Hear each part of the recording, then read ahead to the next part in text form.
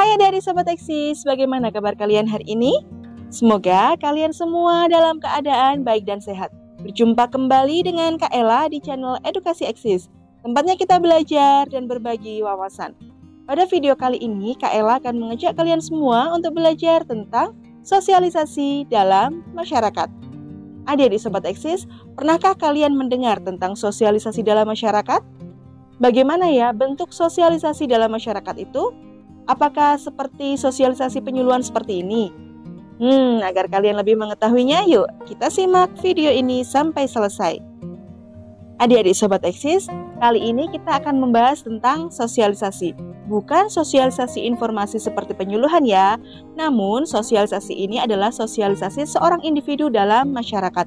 Memangnya bagaimana ya bentuk sosialisasi dan apa sosialisasi itu?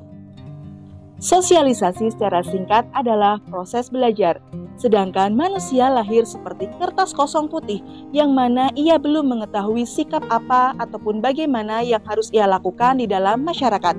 Sehingga ia harus melalui proses sosialisasi ataupun proses belajar dengan cara berinteraksi dengan orang lain agar ia mampu memahami ataupun mampu bersikap sebagaimana manusia pada umumnya di dalam masyarakat. Lantas, bagaimana jika seorang individu tidak berinteraksi dengan orang lain? Seseorang yang tidak melalui proses sosialisasi ataupun proses belajar, maka ia tidak akan mengenal hal-hal yang biasa dilakukan manusia secara umum. Misalnya, mereka tidak mengerti cara makan yang baik dan benar, mereka tidak mengerti cara berbicara yang baik dan benar, bahkan mereka tidak mengerti aturan-aturan yang ada pada masyarakat secara umum. Lalu, bagaimana pengertian sosialisasi menurut para ahli?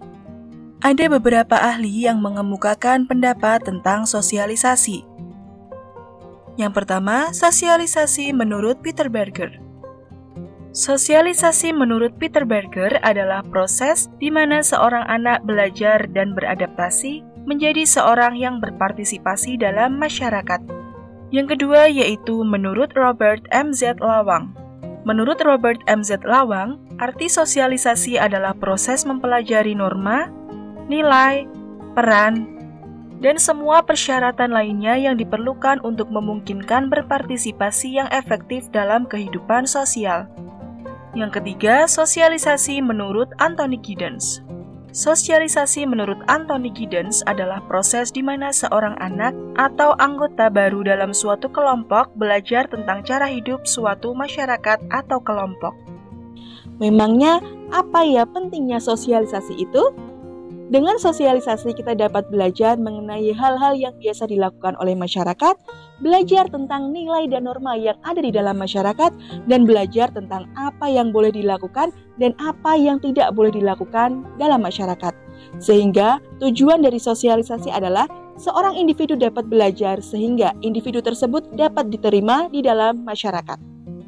Sosialisasi sendiri terbagi menjadi dua jenis, yaitu sosialisasi primer dan sosialisasi sekunder.